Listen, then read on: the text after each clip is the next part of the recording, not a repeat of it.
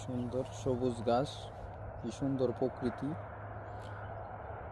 তো আসলে ইটালির বুকে, ইউরোপের ভিতরে এত সুন্দর প্রকৃতি, আসলে এটা হয়তো যারা না দেখছে, যারা না দেখে দেশে থেকে, তারা হয়তো বিশ্বাস করতে পারবে না। সো আসলে বিশ্বাস না করার মতোই কিছু। সো আসলে দেখেন, এই যে বিল্ডিংটা কিন্তু বিক্রি হবে, এই পুরা বিল্ডিংটা বিক্রি হবে। এই যে প্রথমটা, এখানে পাশাপাশি সেম 3টা বিল্ডিং আছে। তো সেম 3টা বিল্ডিং থাকলেও ওইটা আবার একটু বড়। সো আসলে এটা বিক্রি হবে। সো আসলে আমার এটা কেনার মতো সাধ্য নাই, কারণ এটা অনেক টাকা হবে। হয়তো এটা কিনতে গেলে ব্যাংক থেকে লোন নিতে হবে। সো আসলে প্রকৃতির সামনে, তো তাই ভিডিওটা করলাম।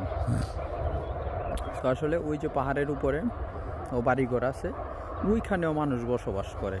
সো জুম করতেছি, দেখেন কতটুকু পাহাড়ের উপরে, ওইখানেও মানুষ, কত সুন্দর। কিন্তু ওই জায়গাটা কিন্তু আমি যেখানে আছি এখান থেকে অনেক উঁচু বা অনেক উপরে।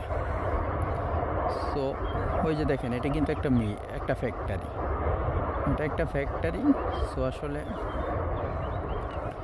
অনেক সুন্দর কিছু দৃশ্য, যা বলার মতো না, বা এগুলির মধ্যে থাকলে আসলে অনুভব করি।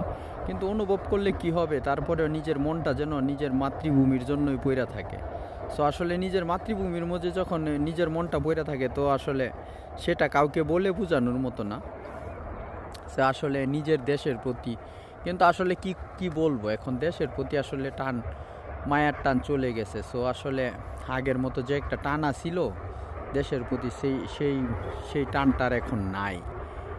কারণ অনেক দিন যাবৎ বিদেশ করতে করতে এখন আসলে দেশের প্রতি যে টান, বা দেশের আত্মীয় স্বজন, মা বাবা, ভাই বোন, সকলের প্রতি সবগুলি কেমন যেন মন থেকে উঠতে যাইতেছে। আসলে জানি না, আমার মতো কি আরও যারা প্রবাসী আছেন তাদেরও কি একই অবস্থা কিনা জানি না। আবার অনেকে হয়তো আমার এই কথাটা শুই না অনেক মনও খারাপ করতে পারেন, যে বাংলাদেশে জন্ম হইয়া যে বাংলাদেশের এখন অনেক বড় বড় কথা বলে। আসলে না, কিন্তু আসলে অনেক দিন যাবৎ, প্রায় আজকে 2005 সাল থেকে বিদেশ করতেছি। সো আজকে 5 সাল থেকে 25, সো কত বছর, প্রায় 20 বছর। কিন্তু আমার বয়স কত, আমার বয়স যত, তার থেকেও আমার মনে হয় তার অর্ধেকের চেয়ে বেশি আমি বিদেশ করতেছি। সো আসলে আমার বয়সের তুলনায় আমি অনেক দিন বেশি বিদেশ করতেছি। সো যাই